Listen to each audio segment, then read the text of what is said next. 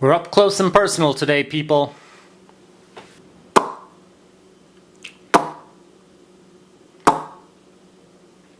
Change of plans, people. I filmed this video earlier today. Things have changed, and I need to make a video about something else now. So that's what I'm doing. I just got home, and I am sitting here in my apartment about to have a wonderful mental breakdown. And I am going to go, and I'm going to lay in bed for the next 3 days, and I'm not going to get up, I'm not going to eat, and I'm not going to talk to anybody, and I'm just going to lay there and be sad and broken, because that's what I am. And that's okay. I am currently seeing a therapist concerning my mental state and my health state, and things have been interesting. They took me off of this medication, which was helping me a lot, apparently. You know what? It's going to be really easy to explain all of this if you guys just know the whole story. So here it is. Here it is. James being overly truthful with everybody on the internet because he has no one to be overly truthful with in his life. And so this shall be public information, and I've been hiding things from you, and here you go. You guys want me to be honest with you. You want me to be myself on the camera. Well, here it is. The full disclosure of James Schwartz and the past 9 months of my life.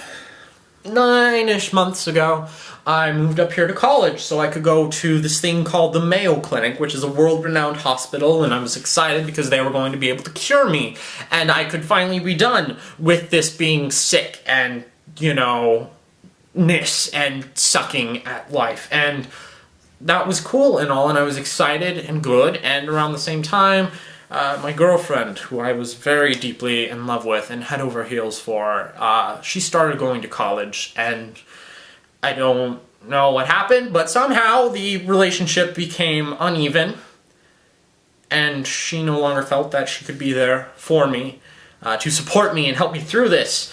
And that was very hard on me. I've been fighting anxiety and depression for the better part of my life, and that was the tipping point for me, and I didn't have anybody to turn to. I literally did not have anybody to turn to. And the people I did thought I could turn to turned out that I couldn't, actually, because people are sexist and bigots, and people just suck sometimes, and couldn't turn to anybody. Great, right? Good. We're here. We're at that point. And I almost died in the same month, and I also killed myself in the same month because I was crushed by these feelings of being so alone and broken and like I can't do anything with my life because I am worthless. And so I took myself to a mental health institute, and they turned me over overnight and just said, here, you just need to take some different medications and life will be fine. And so they gave me these new medications, and I started taking them.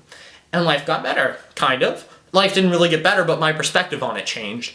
And I kept going through life, and things got a little bit better. Not any easier, but they got not better. They didn't get better. Nothing got better. I stayed pretty much the same, just on medications that tricked me into thinking that everything was okay. And I went along with life, and it was alright, except for the part where I kept getting sicker, and I didn't really make any new friends, and all the friends that I thought I could count on, turns out I couldn't, and that they weren't really friends at all. And so I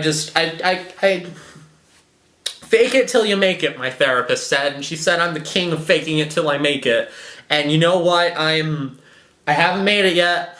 It's 9 months later, and they took me off that medication they put me on because I wanted to kill myself, and it's worn off now, and life is still terrifying. I thought I could do it without it because I didn't just go through a breakup. I haven't just lost my best friend. I should have people to talk to and that are here to help me, but they're all way too busy with their own lives and their own problems, and I can't be a burden on them because that's not fair. And recently I was very excited to reconnect with an old friend from high school and that was going well, and that actually gave me a bit of hope for once. And so they had just gone through a breakup, and I was like, yes, I am here for you. We can get through this together. It'll be great. We can become best friends. And turns out she got back together with her ex. So good for her. She's very happy now. I wish I could say the same. Because she also told me that her ex is really uncomfortable with her hanging out with guys alone, and I don't want to be the bad guy anymore. I feel like I've been the bad guy this entire time with everything in my life, and I don't want to be the bad guy anymore. So instead of, you know, actually trying to invest more time and energy into that relationship with me and this other friend, I am just going to give up completely. Because I just can't. I cannot be the bad guy in their relationship too, who forces them apart and to not trust each other, and I'm not gonna do that.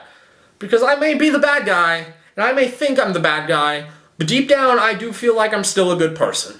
And I'm not comfortable doing that, even if I need somebody to be there for me right now, and help me right now. Because I can tell you guys, after I finish making this video, I will go, and I will lay down in that bed over there, and I will not get up until I absolutely have to, which is going to be Monday evening when I have to run a meeting for Less Than Famous. I feel like the bad guy. I feel like the bad guy in just all these situations.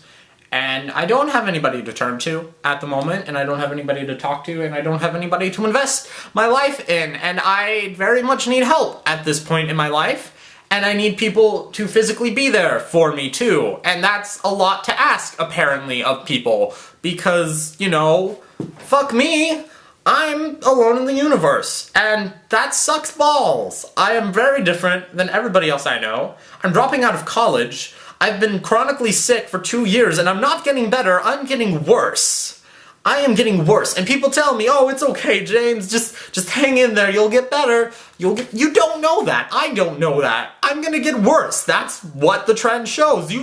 I will get worse. I am on so many different medications right now that I can't tell you how broken I am. I cannot convey this enough to all of you. I am very much not okay, and I am very much, you know, I don't see the point. I don't see the point in trying anymore. If I'm just gonna get sicker and sicker, I don't see the point in trying to start new friendships and relationships, because nobody wants to be friends with someone who is at the end of their rope. Nobody wants to help that guy. I have thought for years and years that being nice to everybody and helping people when I didn't have to, and helping people when, you know, I didn't have the energy to, and helping people when I needed help and I put others before me, would pay off.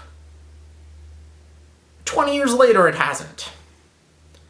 20 years later, I'm sitting here in my one-bedroom apartment because I didn't have any friends from last semester who I could move in with. 20 years later, and I've gone through so many messed up things. And I am very much broken. And I don't think I can be fixed. And you all will say, no, James, it'll all turn around and you'll be fine. But you don't know that. You don't know that. You don't know what I've been through.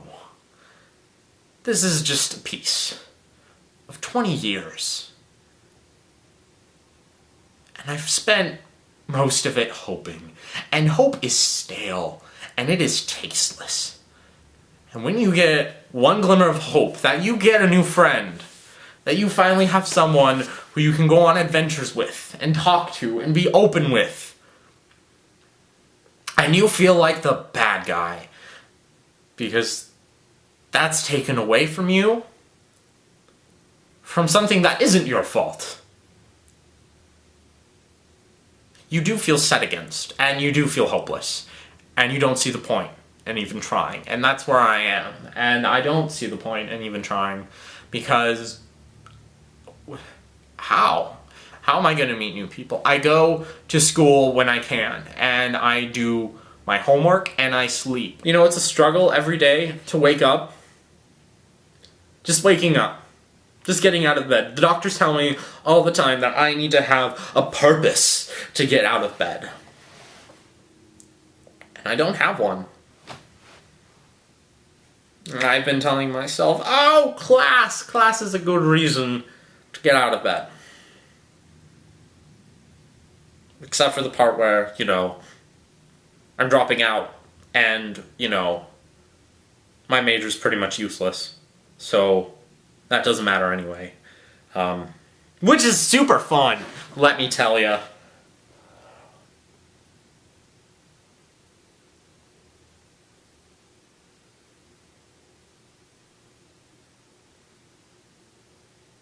I'm alone and broken, and I'm just really sad, and I need help. I don't know who to ask for. I don't know who to ask it of. I'm just gonna go lay in bed. And even though I have nightmares every night, somehow it's still better than this stupid reality I've been shoved into. I'm gonna stay in bed till I feel better. Because my bed is safe. And I don't have to deal with things there. So there you guys go. Heads up. James is super messed up!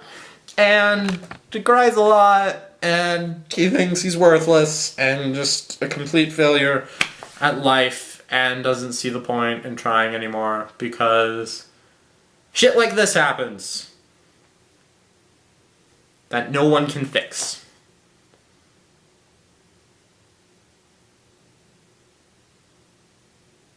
And obviously it's me. Because I keep trying to fix it, and nothing works.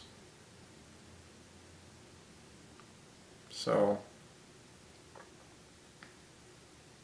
Reptar! Oh, full disclosure, James is a wreck. And it's about time I realized it. And I don't know. I think it's okay for people to talk about their feelings. And it's okay to disagree with those feelings. And, you know, I don't have anyone to tell these feelings to anymore who can be there for me. So here you go, Internet. Maybe this is my greater purpose, is just to just talk to people on the Internet and tell them it's okay to be sad, and it's okay to be frustrated, and it's okay to give up hope. And it's okay to just go and lay in your bed for, you know, however long you need to. One day I'll feel better. Things won't be better, but I'll feel better.